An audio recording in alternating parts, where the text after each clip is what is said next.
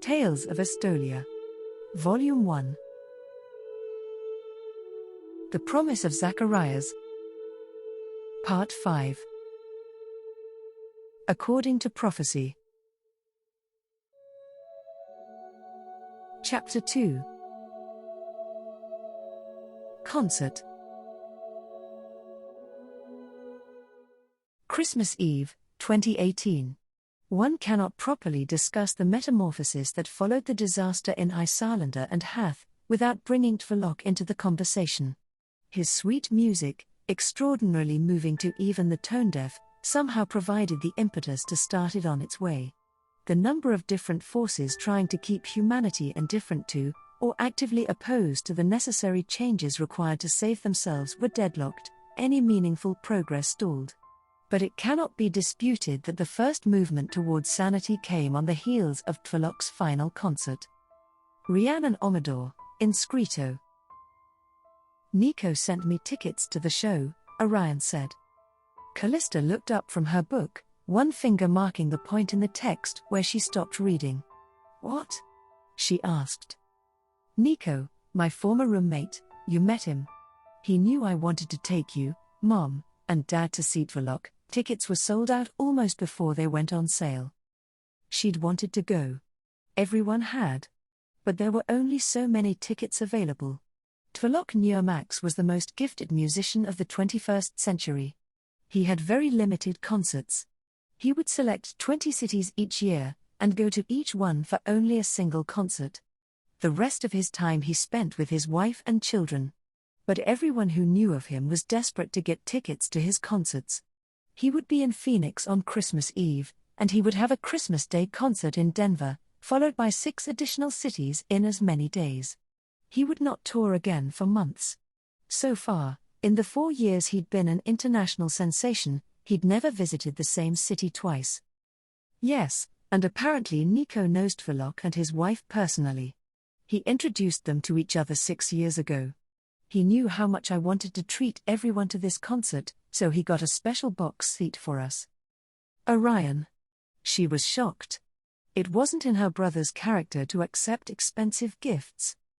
Don't worry, funny face, we're as close as brothers. I think of him as family. In fact, Christmas next year, I'm planning on taking our family to meet his. I promised I would visit him, and he's making me stand by my word. He seemed nice, she said.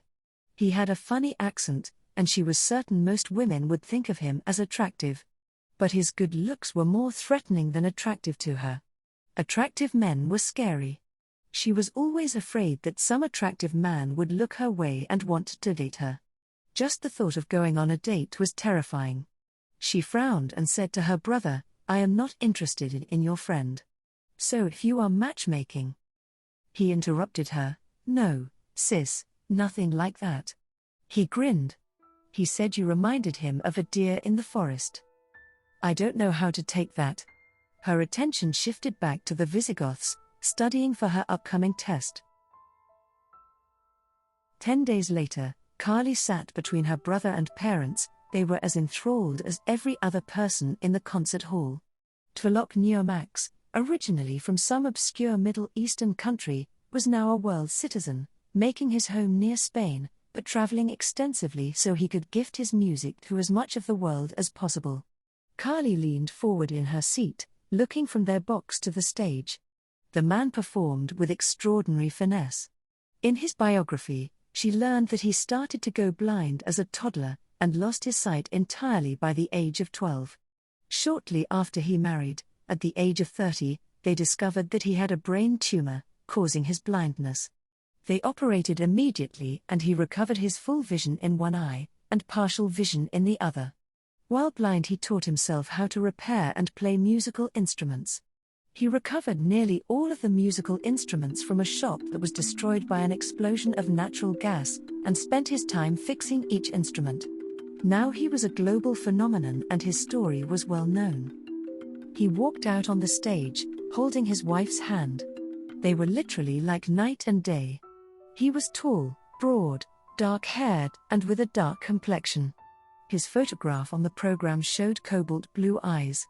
His wife, on the other hand, was almost silver blonde, and extraordinarily beautiful. Their contrasting coloring made them even more attractive as a couple.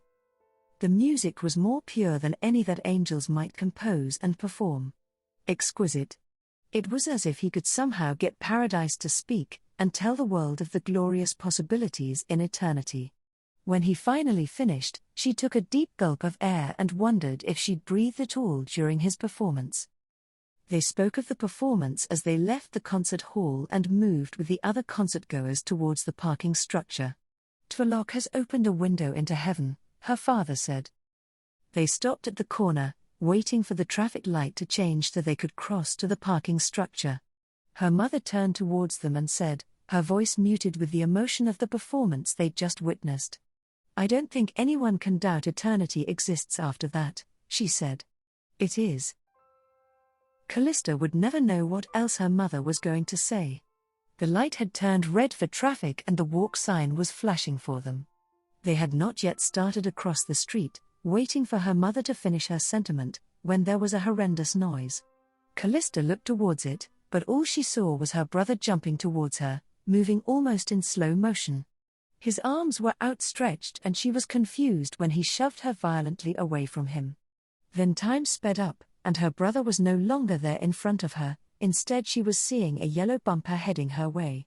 Instinctively she shielded her face as she fell backward half into the landscaped flowers next to the sidewalk.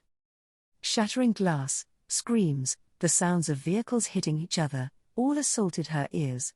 Before she could even try to sort anything out, her own voice was joining the verbal cacophony as white-hot agony speared through her leg. Something huge was resting on her leg, and she couldn't cope with the sensory input of sounds and pain. A beep beep beep woke her up, and she opened her eyes. She was in a small room. A hospital room. Alone. The next impression was pain. It felt like her leg was being crushed, and the memory of a similar sensation had her looking at her leg. She wanted to vomit when she saw a metal device surrounding her leg with spikes entering into her skin. Several machines hooked up to her started to bleat loudly. She looked at them, trying to figure out what new threat she was going to face. Red lights were blinking, numbers were flashing, but none of it made any sense. She closed her eyes, blocking out what she couldn't understand. When she opened her eyes next, the world outside the window was dark. Time had passed. She turned her head to look at the doctor standing next to her. "Hey there," he said. She tried to ask him something, but all that emerged was an indistinct rasping squeak. She had no voice. "Don't try to talk. Your throat is likely quite dry." He picked up a cup with a straw and held it to her. She didn't have any strength in her arms, and she gratefully sipped at the fruit juice while he patiently held the cup for her. When she'd had enough, he set the cup on the table and then pulled up a chair. "I'm Dr. Rafferty, this is Loomis Clinic," he said. Loomis? She'd never heard of it.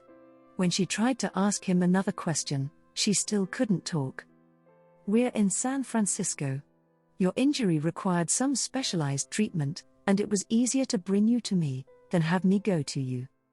"What happened?" she was able to finally say. He scooted closer to her and picked up her hand. "You were hit by a car, your ankle was badly broken, and you needed to have surgery. We actually had to go back in twice to repair damaged blood vessels." The memories flooded back. Orion, leaping towards her, determined, her father's arm around her mother's shoulders, both looking towards Orion. And then all she could see, instead of her family and other concertgoers, was a wall of yellow, bright headlights, and a license plate. Then the blossoming of agony filtering out everything else before the bliss of oblivion enveloped her. "My family is dead," she whispered. She was alone. "I'm sorry, Callista. If it is any consolation, from what I heard, your parents never saw it coming, and your brother clearly had one desire above all others, and that was to save you. Take comfort in knowing that he gave his life for you." She turned her attention to the doctor. The financial implications started to sink in. "Why am I here? I can't afford this treatment." The doctor turned to pick up the fruit juice. He held it for her to sip again and said, The responsible party wishes to see you whole, and I've a reputation, was close enough to do good, and available to help. There was something he wasn't saying, but she was too exhausted to query him. In moments she was asleep.